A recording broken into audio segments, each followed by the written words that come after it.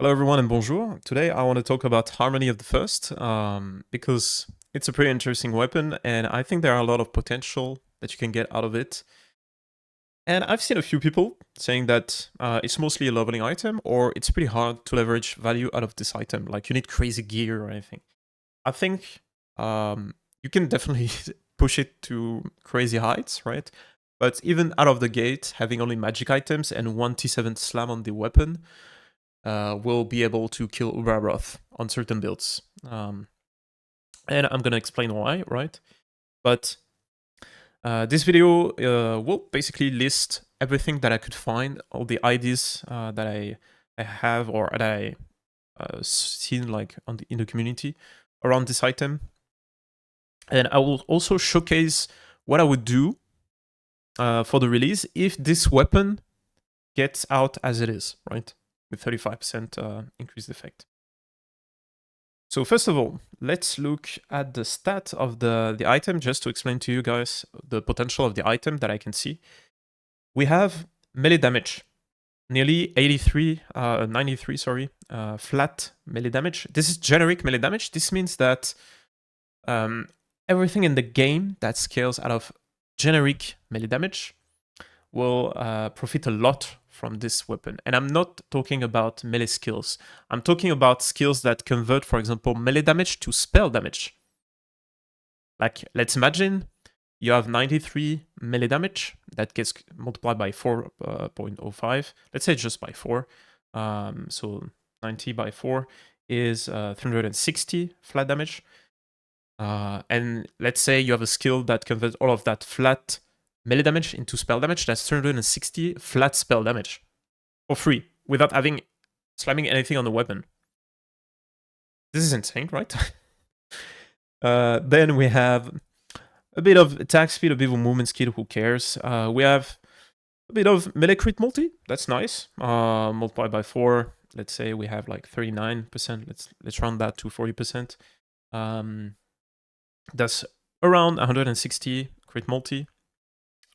Same with like no affix on the weapon, but I think it's pretty fair to say that you will get 1 LP out of this weapon. This will not be hard to get 1 LP. Like this weapon is designed around like boosting the stats. Like if they make it super hard to get 1 LP, this will not be fun, right? You might even get like more than 1 LP. We'll see. I have no idea. But if we look at the resources at the bottom, we see 11 and 11 resources, and we saw in the teasers that we're gonna get those resources like fairly often. So buying this weapon outside of the ancient bone cost, those two might be pretty easy actually to get. Like maybe in I don't know 30 minutes, an hour to get this weapon if you farm like in Empowered. Who knows? I have no idea. I also don't know how the resource generation works with scaling your corruption level. This might be the case that Ancient Bones does scale with corruption level, like favor, sorry, because it scales based on XP. So yeah, who knows? We'll see. It's pretty low level requirement weapon, so for leveling, absolutely crazy.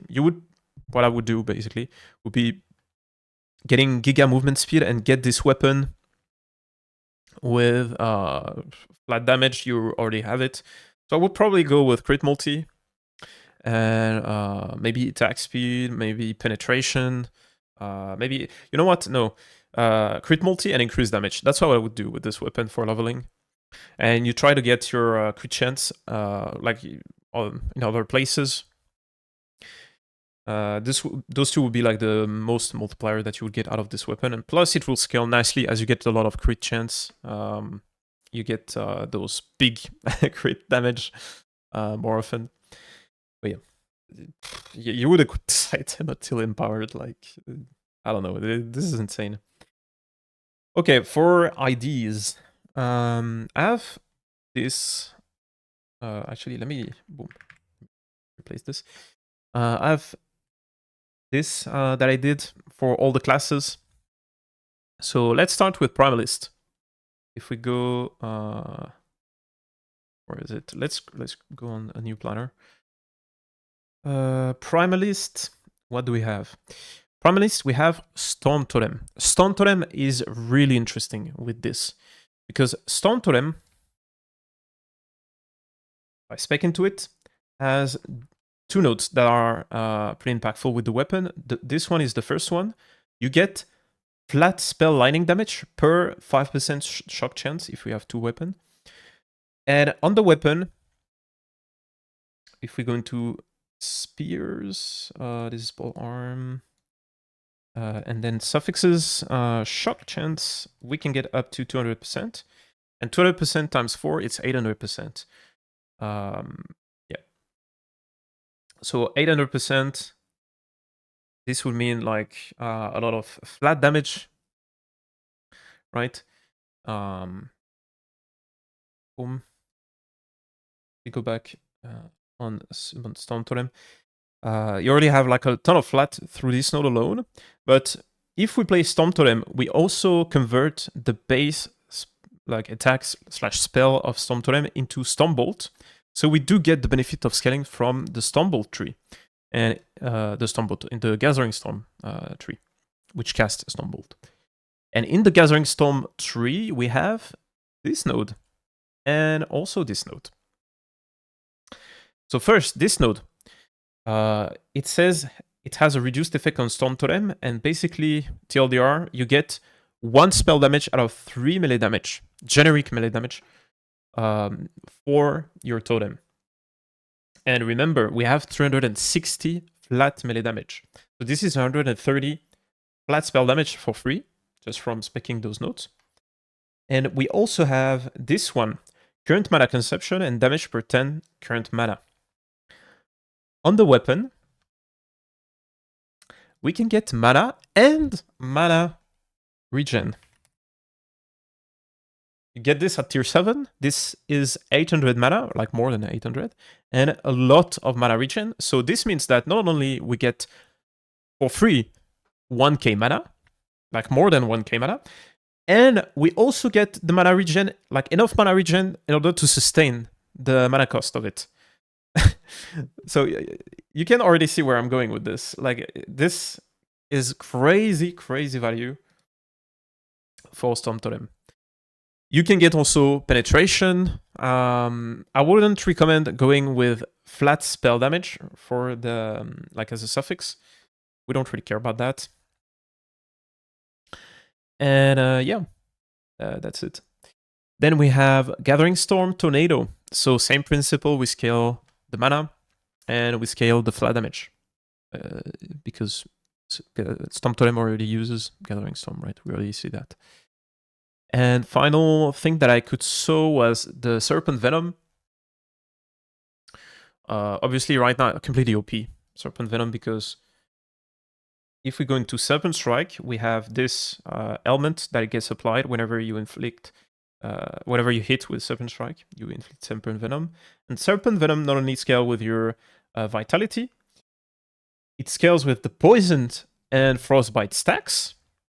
So you can get Poison here. You get a lot of Poison chance, right? And we also get more damage per melee crit chance.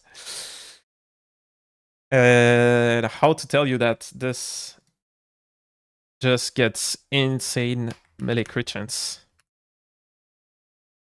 Like, imagine 18% base multiplied by 4. So that's 72% melee base crit chance, plus 5, so that's 77% melee base crit chance. I get multiplied by your increased crit chance. Yeah. This is absurd. Completely absurd. So there is no way this stays in the game with this weapon. But this won't also stay in the game because of how OP it is, like, currently. Like, you can, with budget gear, one shot, literally one shot Uber Abroth. Like, one tap. Okay.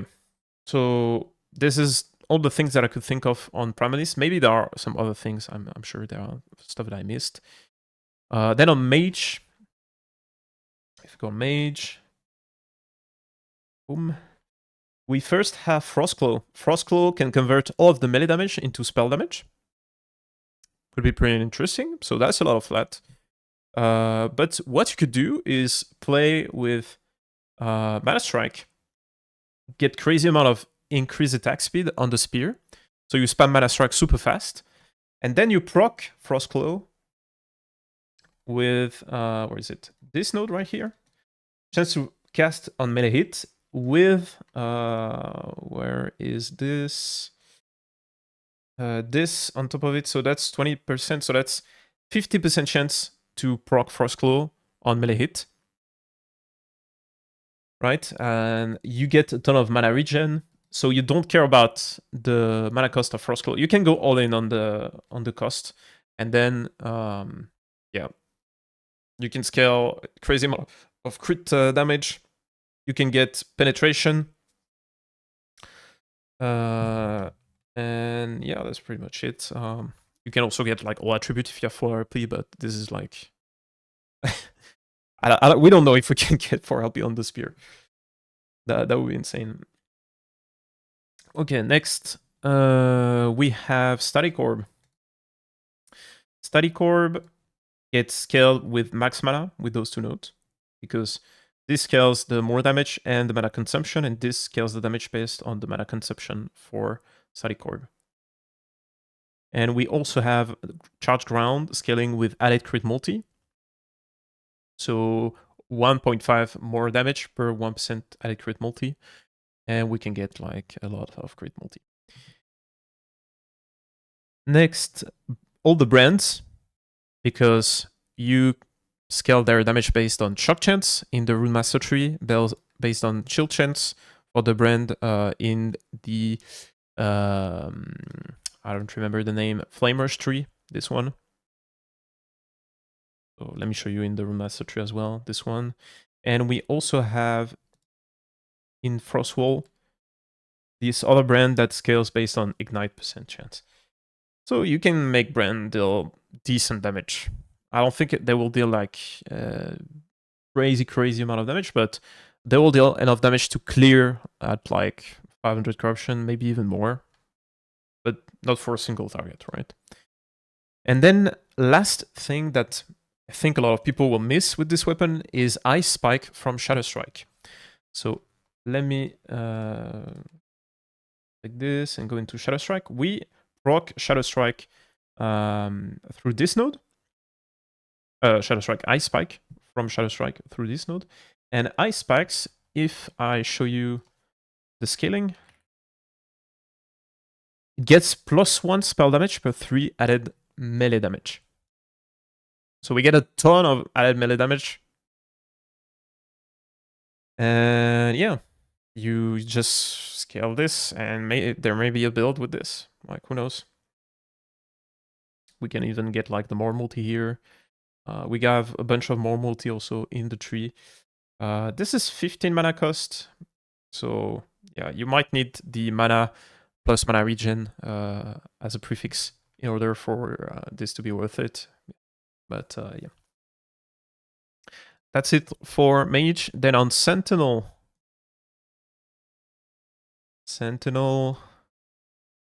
We have Rive.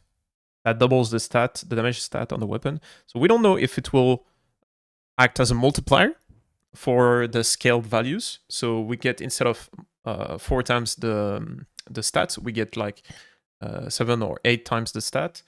It might also be just an extra instance of the stat. So instead of having times 8 the stat, you will only have times 5 because we have like 1 extra stack of those stats.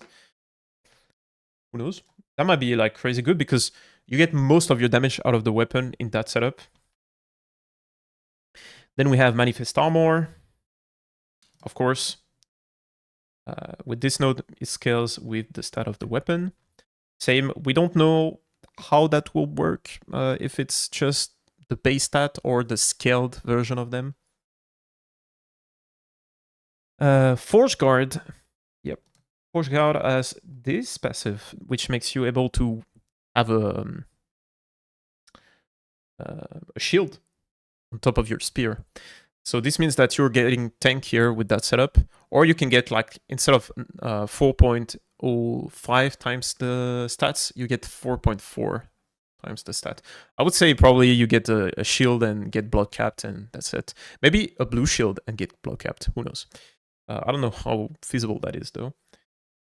And yeah, pretty good for tankiness.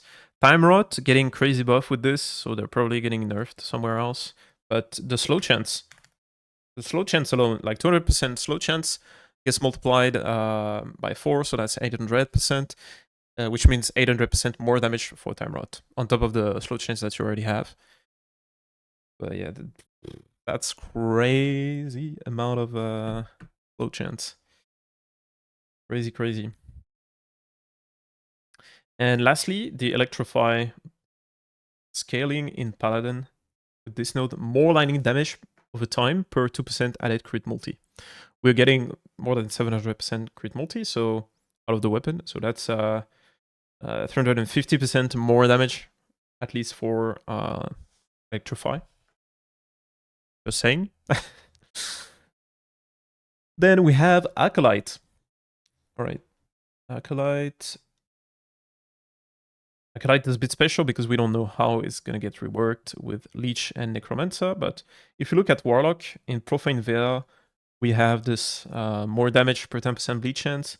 So that's 80% more damage if we have 800% bleed chance from the weapon.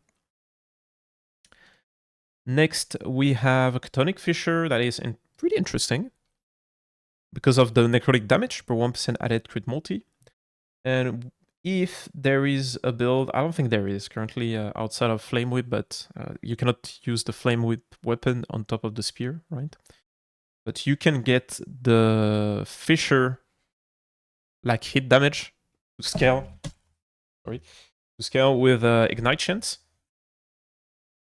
So same, we can get 800% Ignite Chance, which is 400 flat Fissure spell damage. And we can get also a bunch of Ignite Chance in the tree, so we probably get 1k% Ignite Chance.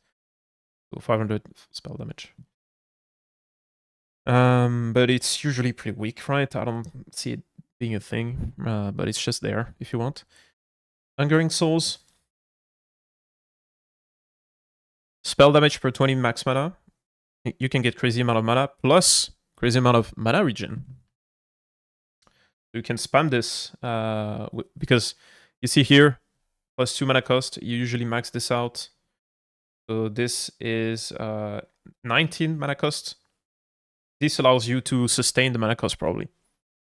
Because you're gonna get like something like between 20 and 30 mana regen with the weapon. Next, Skill Mages. Their damage gets scaled with maximum mana. Super interesting. 1 more damage per 5 max mana if you have 5 points in it. Like I said, you get crazy amount of mana out of the weapon. You can get for minions crazy amount of penetration, crazy amount of flat damage. So if you play a build with Profane Oblation, this might be the best version of it for damage. And finally, Witchfire. So Witchfire is in the Warlock tree. This is when you gain Ignite Overload and Damn Overload, all Ignite and Damn enemy within 50 meters are inflicted with Witchfire, which is a dot that deals a lot of damage. And this dot gets scaled based on your Ignite chance, Damn chance. Those two are not multiplicative with each other, so if we have a lot of Ignite chance, thanks to the weapon, and we have like all the points in it, let's say we have 1000 Ignite chance, this is converted, and we get 10,000% more damage with Witchfire.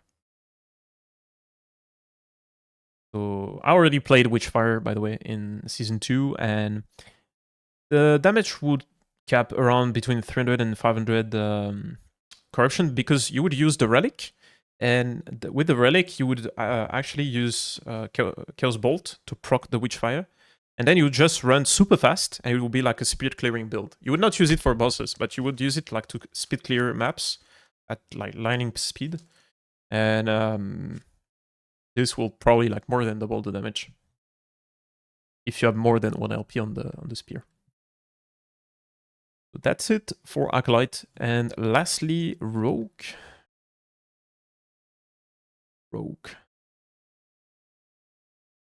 So for Rogue, what do we have? Yeah, let's start slowly with net. Net damage can scale based on global shock chance. You can get a lot of shock chance, so maybe net actually deals damage. Maybe it's a build now, outside of the dot damage. What else? Actually, we have a lot, but let's do Shadow Cascade before we go into Falcon here. So Shadow Cascade, you have this node that scales the damage per melee attack speed. We can get a lot of melee attack speed. And then let's talk about the Falcon, because the Falcon scales based on your stats. If you have a lot of stats, the Falcon gets a lot of stats, right? Pretty simple. But you have this node that converts your crit multi into his crit multi. And if you have 10 stacks, you multiply your crit multi by 2.5. The only requirement for this node to work with the Falcon damage, actually it gets hidden by my cam, but it's just like converts your crit multi. If you use a melee attack, this converts your crit multi by 2.5. So if you get, let's say, 800 added crit multi with the weapon, you can see where I'm going. It's like 2000% crit multi for the Falcon. And then we also have generic melee damage converted to the Falcon.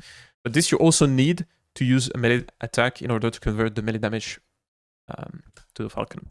Because if you use a throwing attack, it will take your throwing attack and convert it to melee damage. But we don't build throwing attack with the weapon. And yeah, this is pretty crazy. One caveat with this, if you want to slam, let's say, physical melee damage on your weapon, this will not be taken into account. This is just generic melee damage. So anything on, for example, on the weapon that we are talking about, but also on the idols. The new 2x1 idol that gives you flat melee damage, they will get scaled by this. But this is for Falcon. Saying already. But we're not done. We're not done. Let's talk about Dive Bomb. Because Dive Bomb has this node. Element damage per 10% increased stun chance. And we can get stun chance on the weapon, of course. We can get 500% with tier 7. This gets multiplied by 4. So 200%, right? And you divide it by 2 because with 5 points it's 2% more damage over time per 1% stun chance. So this means you multiply the dot damage by 10 with the weapon.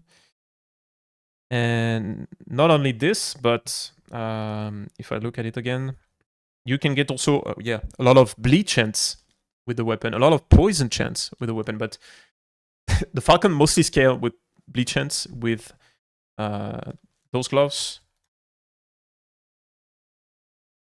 Blood Roast. So you get 100% of your bleed chance converted to your Falcon. Then in the passive tree, you get 50%. And then in Falconry, you get 60%. So you get 210% of your bleed chance converted to the Falcon. So yeah, with this and bleed chance and stun chance, GG. You just build dexterity everywhere else and just spam Dive Bomb. That's it. You can also go with melee Dive Bomb. Like I said, you convert your crit damage, crit multi-damage, I mean, and your melee damage. Also deal crazy amount of damage. By the way, on this, quick tip with this weapon, you can get parry chance. I didn't talk about it yet, but why is this interesting? Let's say you have tier 7 parry chance. It's multiplied by 4. You get over the cap of 75% parry chance. So you get it one of 4 times. Now, let's say you play Falconer. You get crazy amount of dodge for free.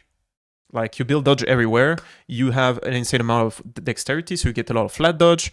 You put dodge on your blessings. So you get to 80% pretty easily. You have sources of Dust Shroud that gives you flat dodge as well.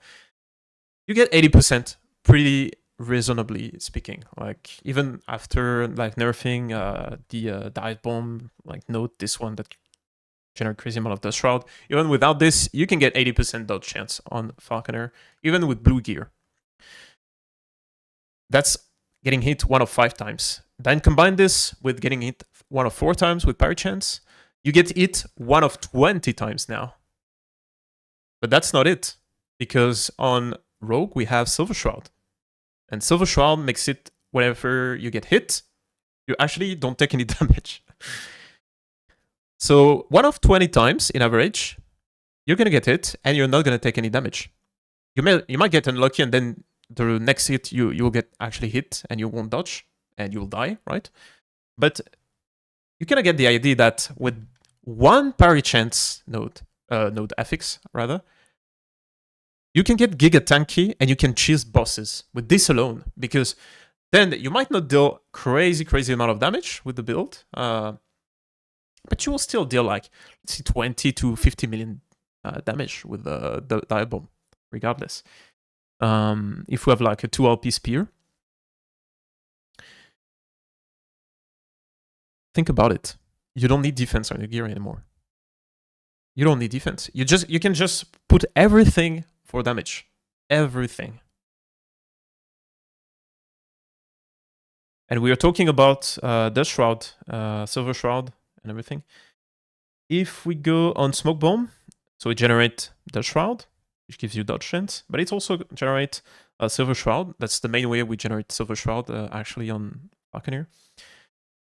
This makes it so that the 10-second cooldown is 50% lower, so it's 5 seconds, and then it gets even lower with your cooldown recovery speed that you will scale regardless, because you play a dive bomb build and you want a lot of cooldown recovery speed. So you get Silver Shroud like constantly. There's one caveat to this, is that Silver Shroud, if they haven't fixed it, is very inconsistent. You will die a lot and see that you still have Silver Shroud stacks. Yeah. I don't know why this happens, but this is pretty common. Otherwise, this would be like maybe the best build in the game to push corruption, like straight up. Because you don't care about any defense, and you're still feeling pretty tanky. You just scale damage. And dive bomb, I don't know what the nerf will be. Maybe dive bomb will be gone. Like, who knows? But I have faith with this weapon that dive bomb will still be crazy. But yeah, that's pretty much it for the classes. Last few things to talk about. We talked about parry chance, but there is also area for melee damage, for melee skills, I mean. So you can get 200%. That's a lot of area. And we also have stun chance. Stun chance. So if you have both stun chance and melee stun chance, that's 1k that is converted to times 4. That's 4,000 increased stun chance. Yeah, you will be able to stun Uber Abroth, like, even with very poor like damage. Like, just multiply the damage by 40 for the stun calculation. Crazy. And last but not least, the all attributes. All attributes, not only you get life, but you also get, I mean, health. You also get resistances through vitality. You get mana with attunement. You get increased armor with strength. You get dexterity, which gives you dodge, and intelligence, which gives you ward retention, which you probably won't build on this build, I would say, but maybe. So this is pretty crazy, but think on top of that, you are gonna get increase damage because your skill scales with attributes. And if you have a skill that scales based on 2 attributes, that's a lot of increased damage. That's 320%. 320%. Yeah. That's pretty much it. Maybe I missed some stuff, but that's everything that I could think of right now. We'll see if it goes through the patch notes or if it gets nerfed like between the patch notes and the release. Otherwise, I'm definitely gonna start with Rogue, Falconer. I'll see with the patch notes, obviously. I don't know. Maybe I won't. We'll see with the patch notes. But yeah, tell me in the comment section if you have any other ideas, and yeah, I'll see you on stream. Bye, guys.